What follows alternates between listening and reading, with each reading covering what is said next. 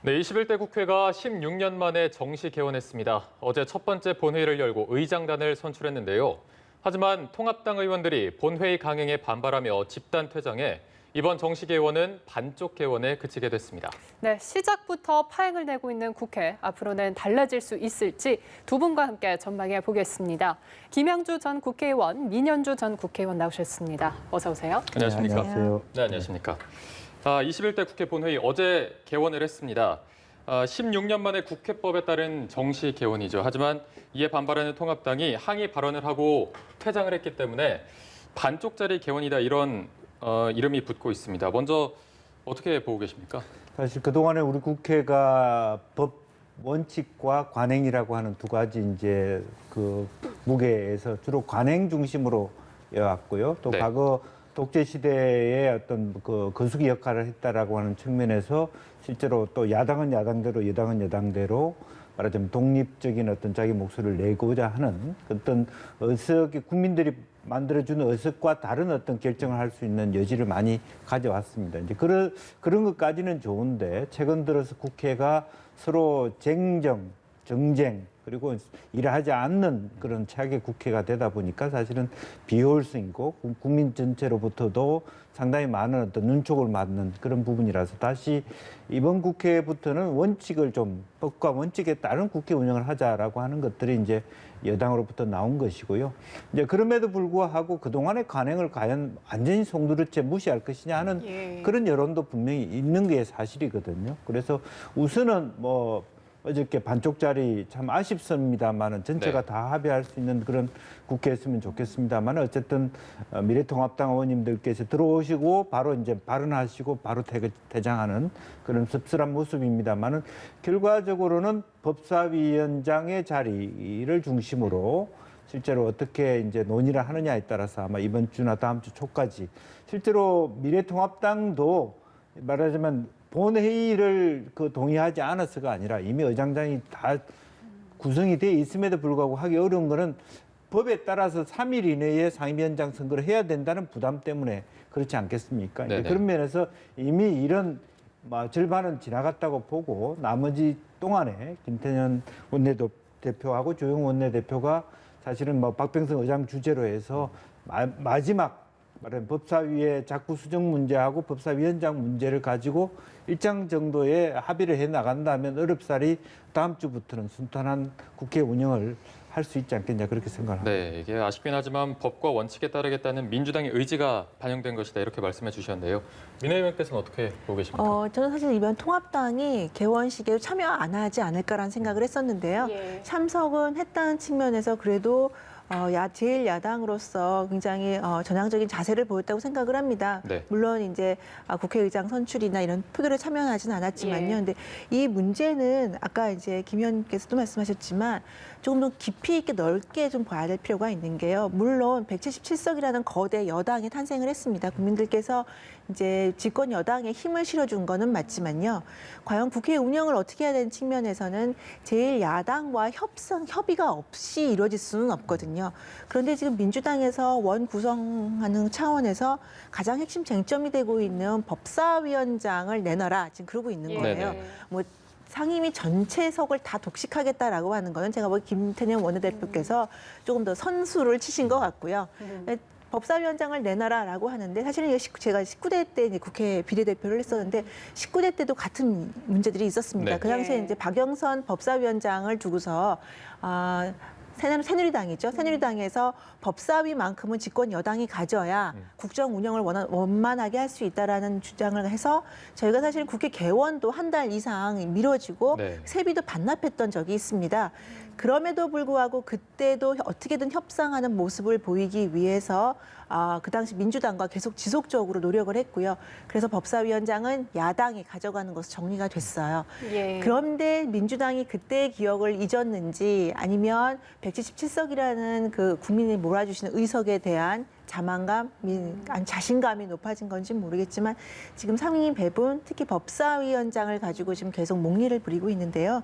이거는 뭐 법과 원칙도 중요하고요. 또한 제도와 관행과 문화도 중요하다고 생각합니다. 이런 측면에서 민주당이 전향적으로 나와서 국회가 정상적으로 운영될 수 있도록 특히 법사위나 예결위원장을 가지고 국회에 이제까지 진행되어 왔던 그런 관행과 절차를 다 무시하는 그런 행동은 이제는 철회할 때가 되지 않았나라는 생각이 듭니다. 네. 예, 말씀하신 것처럼 민주당과 통합당은 상임위 배분 협상에서 여전히 평행선을 달리고 있습니다.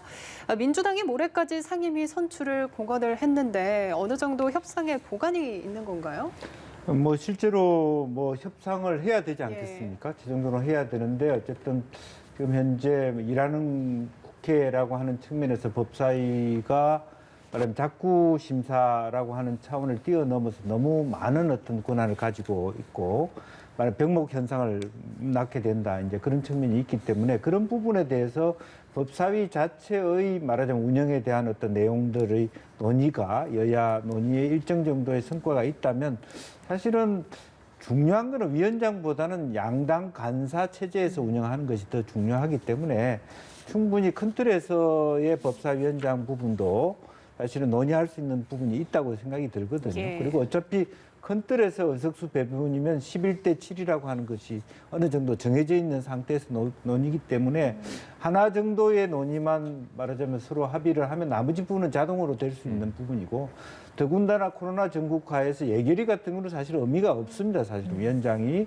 뭐 현재 뭐 국민 전체가 힘든데 국가 전체의 경제 문제가 물론 이제 뭐 3차 추경 같은 경우는 어떤 추경의 어떤 재정을 어떻게 갖고 올 것이냐 하는 또 어디에 쓸 것이냐 하는 부분에 대한 야당으로서 당연히 점검을 해야 되겠습니다만은 실제로 뭐 국회의 운영이라고는 여야의 말하자면 실질적인 어떤 의미에서의 간사 체제가 중요하기 때문에 큰 틀에서 아마 이러한 일방적인 또 추경을 하기 위해서라도 말하자면 네. 주장 이것은 조금 뭐 어느 정도 이번 주말을 고비로 좀 둔화되지 않을까 뭐 그렇게 생각이 듭니다. 네, 네. 내일 박병석 의장이 여야 원내대표와 담판을 짓겠다 이렇게 네. 말을 했는데 사실 대립이 계속해서 이어질 경우 국회로 넘어온 3차 추경안 처리에도 좀 난항이 불가피해 보이는 부분이죠. 그렇죠. 지금 워낙 시급한 상황이기 네. 때문에 3차 추경안이 지금 굉장히 역대급 가장 큰 안으로는 넘어왔는데요. 박병석 지금 국회의장 입장에서는 지금 국회의장으로 선출되는데 사실 야당에서 반대가 없었습니다. 그런데 지금 이 원구성 협상 때문에 야당의 동의를 받지 못한 상태에서 국회의장이 네. 되셨기 때문에 기분도 좀 그다지 이렇게 좋지 않은 상황일 거예요. 국회를 운영하는 데서 총 책임자로서 가장 큰 어른으로서 지금 역할을 담당하고 계시기 예. 때문에 그래서 어떻게든 여야 협상에서 물꼬를 트기 위해서 노력을 하실 것 같은데요. 문제는 아까 이제 김 의원님 말씀하시고 저도 반복해서 말씀드리지만 핵심 쟁점이 되는 법사위는 최소한의 집권 여당과 정부를 견제하기 위한 장치입니다. 특히나 자구 수정이랑 법안 체계 심사는요 굉장히 중요하고요. 예. 이 정도에서도 야당이 견제를 하지 못한다고 한다면 이건 독재 정부로 가는 지름길이라고 생각을 합니다. 예. 이 차원에서 박병석 의장도 동의하시지 않을까. 그렇다면 민주당 김태년 원내대표가 어떤 스탠스를 취하냐가 가장 중요할 텐데요. 예. 김태년 대표도 그렇게 아주 극렬 예. 뭐 이제 대립을 원하지는 않기 때문에 조만간 협상이 되기를 기대는 하는데요. 이게 청와대와 또 어떤 조율이 이뤄지는지, 청와대와 이제 김태년 원내대표 간의 어떤 협상, 어떤 조율을 통해서 야당과 협상이 되는지에 따라서 그 시기는 사실은 예측하기는 어렵지만 예. 빨리 협상이 이루어질 가능성은 좀 적지 않을까라는 생각도 듭니다. 네. 네. 뭐 사실 법사위와 예결위 외에도 굉장히 많은 상임위가 존재하고 있는데 지금 보면은 뭐 국토위나 산자위, 정무위 같은 경우에는 많은 의원들이 희망하고 있는 것으로 나타나고 있습니다.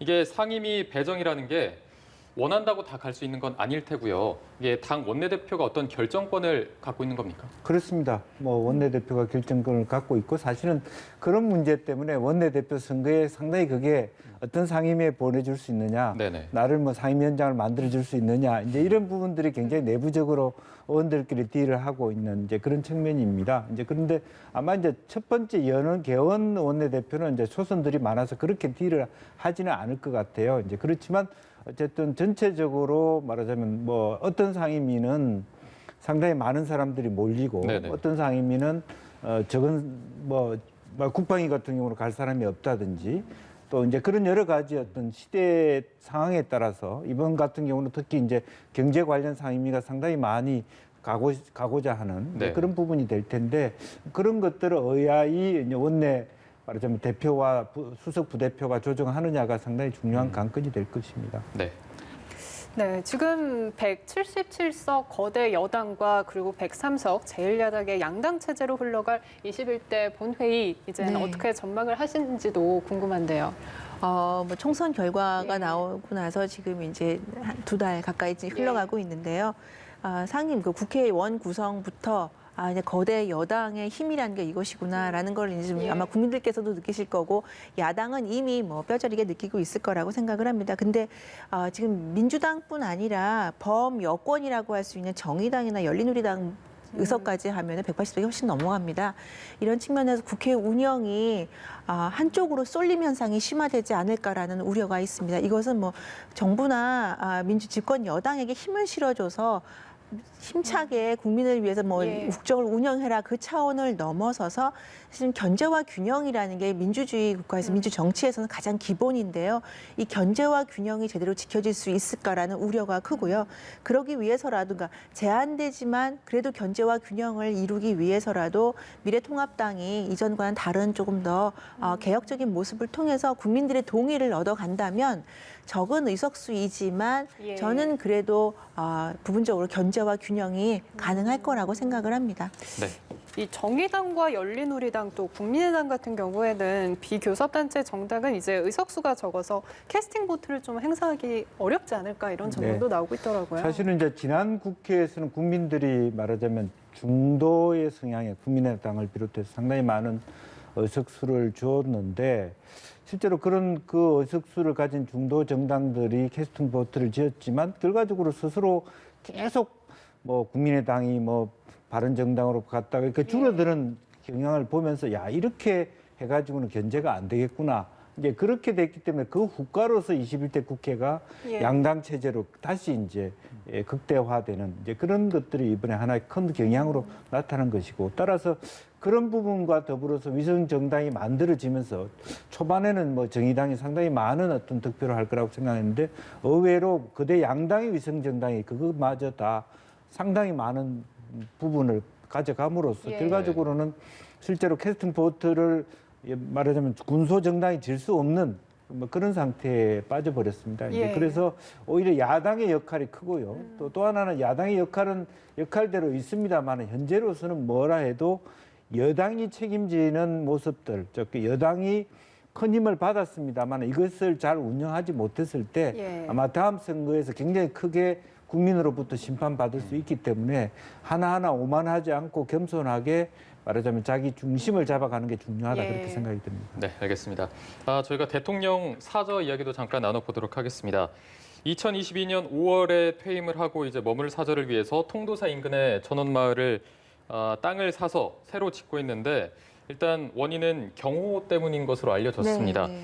지방의 사저를 사는 두 번째 대통령이 되는 거죠. 네, 그렇죠. 이제 노무현 전 대통령에 이어서 이제 문재인 대통령까지 지방에 이제 특히 지금 현재 가지고 계신 집 근처에 사저를 이제 새로 땅을 구입해서 매입해서 사저를 짓겠다고 이제 발표한 걸로 봤고요.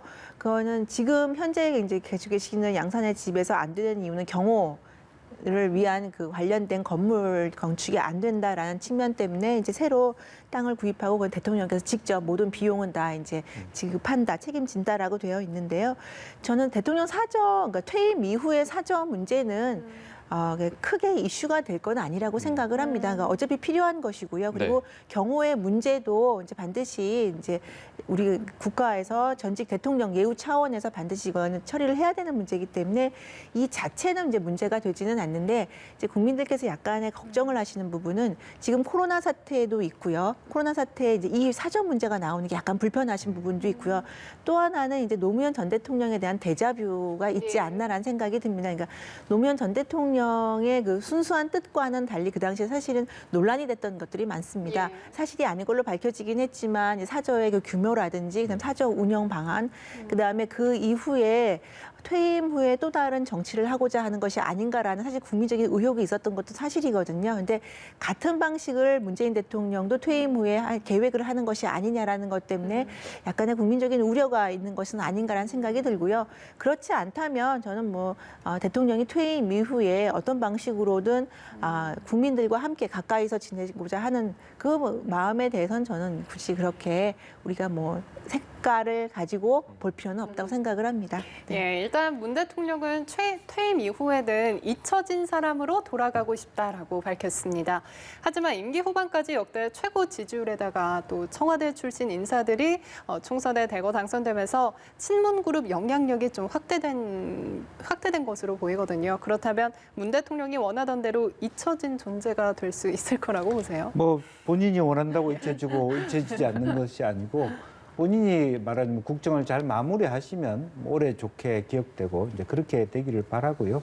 다만 또뭐 대통령이 끝나면 새로운 누군가 대통령이 되실 겁니다. 예. 이제 그러면 그 새로운 리더를 중심으로 정치는 흘러가게 될 것이고 그래서 순수한 의미의 말하자면 문 대통령의 지지자들이 교류를 나누는 노무현 대통령처럼 내려가서 보고 싶을 때 보고 하는 이제 그런 형태의 흐름들은 자연스럽게 있을 수 있지 않겠냐 생각이 들고 또 지금 장소 자체가 통도사 IC 가깝기 때문에 물론 종교적인 측면하고는 상관이 없습니다만 어쨌든 통도사 구경 가신 분들이 이렇게 문 대통령 사주도 한번 구경해 볼 수 있는 그런 자연스러운 모습 또 더 중요한 것은 지금 현재 박근혜 대통령도 그렇고 이명박 대통령도 그렇고 물론 이명박 대통령 원래 내곡동의 땅을 살려 했지만 사실은 법적인 문제 때문에 못 샀고 박근혜 대통령도 내곡동에 집을 갖고 계시지만 집으로 돌아가지 못하고 계시지 않습니까? 네네. 그래서 더 중요한 것은 사저를 어디에 했냐 어떻게 꾸몄냐가 아니라 정말 앞으로 우리나라 대통령이 좀 편안하게 국정을 잘 마무리하고 별 탈 없이 정말 국민의 어떤 존경과 존중을 받으면서 말하자면 편안하게 여생을 이렇게 살아가시는 그런 대통령이 나오기를 그렇게 국민의 입장에서 바라는 게 중요하다 그렇게 생각이 듭니다. 네. 자, 그리고 마지막 질문이 될 것 같은데요. 지금 질병관리본부를 청으로 승격하면서 핵심 연구기관은 이게 보건복지부로 옮기는 것 때문에 지금 네. 무늬만 승격 논란 때문에 청와대가 전면 재검토를 지시하면서 논란이 되고 있습니다. 네. 이 지금 개편안의 취지대로라면 뭐 청이 아니라 처가 돼야 된다 이런 의견도 나오고 있고요. 네, 지금 네. 어떤 식으로 개편이 이루어지는 게 바람직하다고 보십니까? 이 질병관리본부가 지금 맡고 있는 역할이나 그 중요성에 비해서 사실은 이제까지의 인적 구성이나 아니면 예산안이 굉장히 적다. 그 권한도 적기 때문에 이번에 코로나 대응 사태에서 초반에도 굉장히 영향력이 적지 않았습니까? 근데 초반에 질병관리본부가 전부 전적격으로 앞으로 나서서 했더라면 초반 관리도 잘 되지 않았을까라는 취지에서 그 초중반 이후부터 이제 정은경 본부장이 나서서 전적으로 지휘를 했죠.